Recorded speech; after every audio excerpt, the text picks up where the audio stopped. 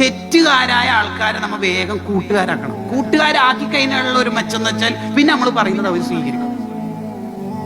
എനിക്കിപ്പോൾ അടുത്തൊരു അനുഭവം ഉണ്ടായി, ഞാൻ പറയാം. ഇവിടെ സബ്ജക്റ്റിന് വലിയ പ്രാധാന്യമൊന്നുമില്ല കേട്ടോ, ഞാൻ എന്നുള്ളതിന് ഒരു പ്രാധാന്യമില്ല, മറിച്ച് നമ്മുടെ ഒരു ദഅവത്ത് എന്ന ഏരിയ വെച്ചിട്ടാണ് ഞാൻ സംസാരിക്കുന്നത്. ഈ അടുത്ത് നമ്മുടെ മലബാർ ജില്ലകളിലുള്ള ഒരു ജില്ലയിൽ ഒരു ക്ലാസ്സിന് പോയി, സംഘടനാ ക്ലാസ് കഴിഞ്ഞ് ഒരു കുട്ടി, ഒരു വലിയ മുടിയുണ്ട് ആ കുട്ടിക്ക്, ഒരു ഭയങ്കര അസ്വസ്ഥത കണ്ടപ്പോൾ തന്നെ. പക്ഷെ അത് ക്ലാസ് എന്ന് പറഞ്ഞാൽ ദഅവത്തല്ല, വഷളാക്കൽ പരിപാടിയാണ്, അത് ചെയ്യാൻ പാടില്ല. പിന്നെ ഭക്ഷണം കഴിക്കാൻ ഒരു വീട്ടിൽ പോയി ഭക്ഷണം കഴിച്ച് വാഷ് ബേസിൽ നിന്ന് കൈ കഴുകുമ്പോൾ ആ കുട്ടി അവിടുന്ന് ഉണ്ട്. അപ്പോൾ ഞാൻ ചോദിച്ചു, മോൻ ഇവിടെ, ഇതെൻ്റെ മൂത്തമ്മൻ്റെ വീടാണ്. മൂത്തമ്മ മീൻസ് ഉമ്മാൻ്റെ ഏട്ടത്തിയാണ്. ആരുമില്ല, ഈ കുട്ടി മാത്രം. ഞാൻ അടുത്ത് വിളിച്ചിട്ട് ഞാൻ അവനോട് ചോദിച്ചു, ഈ മുടി ഫുള്ളും നിൻ്റേതാണോ എന്ന് ചോദിച്ചു. അപ്പോൾ ആ കുട്ടി ചിരിക്കുന്ന ചിരി നമുക്കറിയാം, ചരൽ കല്ലിൽ ആക്റ്റീവ വീണാൽ ചിരിക്കുന്നൊരു ചിരി ഉണ്ടാവില്ല. അപ്പോൾ ആ കുട്ടി ചിരിക്കുന്നുണ്ട്. ഞാൻ പറഞ്ഞു, അവനൊന്ന് കൈ പിടിച്ച് കുറച്ചൊന്ന് പവറിൽ. ഞാൻ പറഞ്ഞു, നാളെ ഈ മുടി കുറച്ചൊന്ന് ചെറുതാക്കിയിട്ട് എനിക്ക് ഫോട്ടോ അയച്ചു തരണം. എനിക്കത് അയച്ചൊരു ഇല്ലയൊന്നും എനിക്ക് ഉറപ്പൊന്നുമില്ല. ഞാൻ പോയി.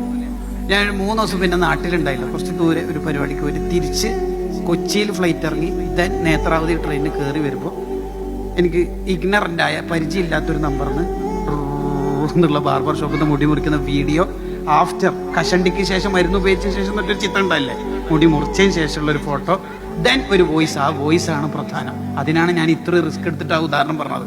എന്താ വോയിസ് എന്ന് അറിയാം?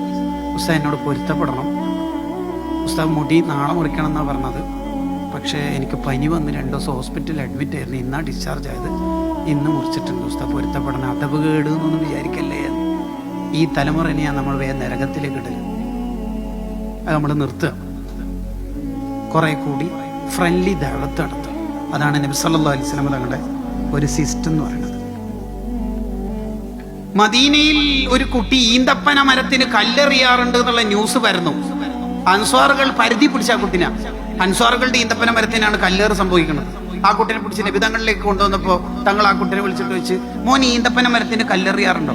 കുട്ടികളല്ലേ, നിഷ്കളങ്കരല്ലേ, അവർ ഓപ്പണായി പറയുമല്ലോ, ആ കല്ലെറിയാറുണ്ട്, ഓപ്പണായിട്ട് പറയാ. അപ്പൊ കുട്ടീനോട് തങ്ങൾ വെച്ച്, അല്ല എന്തിനാ കല്ലെറിയുന്നത്? അപ്പൊ ആ കുട്ടി ഓപ്പണായിട്ട് തന്നെ പറഞ്ഞു, ഈത്തപ്പഴം കിട്ടാൻ.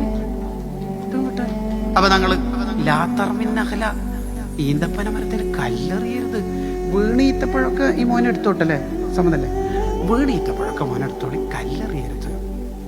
ആ കുറച്ച് ഡിസ്റ്റൻസ് വെച്ചിട്ടാണ് പറയണത്. ആ കുട്ടീനെ കുറച്ച് അടുത്തേക്ക് വിളിച്ച് അടുത്തിരുത്തിയിട്ട് തല തടവിയിട്ട് ദ്വാരന്ന് കൊടുത്തു.